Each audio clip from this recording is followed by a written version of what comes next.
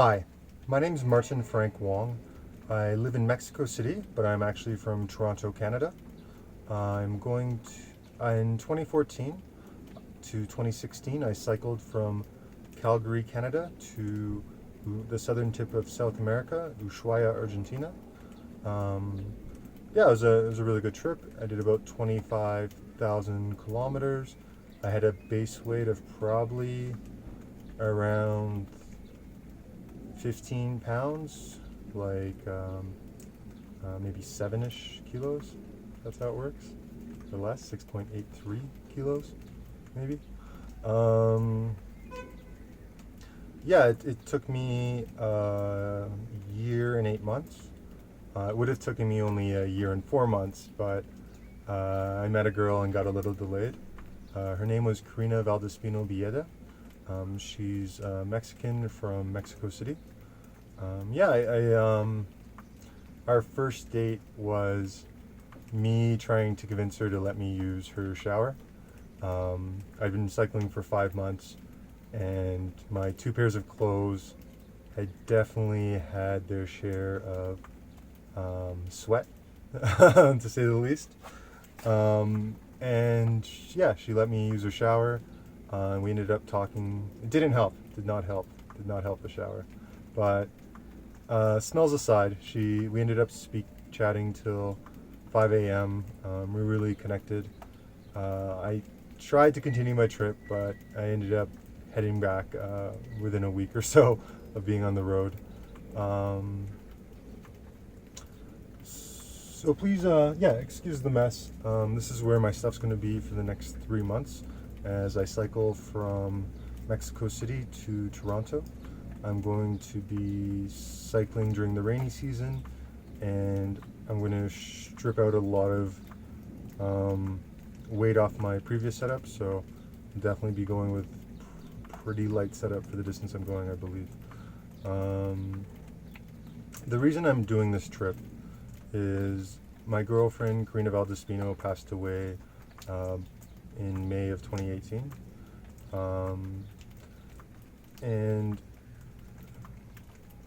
I guess it's not really a concept I've really thought about previous in life, but the idea of inheriting a legacy.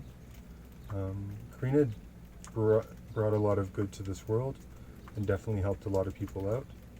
And I guess for me, inheriting a legacy means that I want some of the good she did to continue on in death. She worked as a doctor with Doctors Without Borders, Mexico. She worked in a couple different projects. I think one of the projects she was most proud of was working with migrants and refugees. There's about 500,000 migrants and refugees that make the trip from Central America to the States every year. About 68% of them will become victims of violence. They'll often be victimized more than once.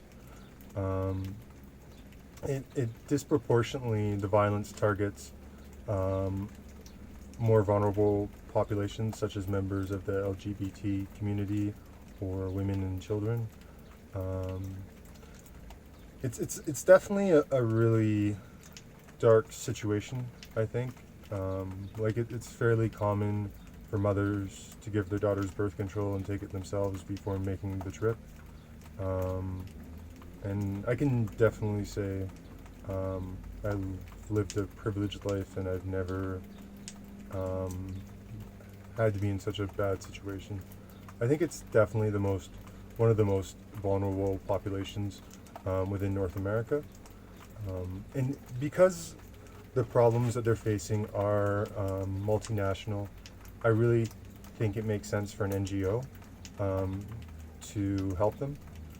So Doctors Without Borders provides medical treatment for them, STD tests, counseling, helping select less risky routes. And yeah, they definitely are very effective at what they do. And they do really good work. I think it's very important, the work they do.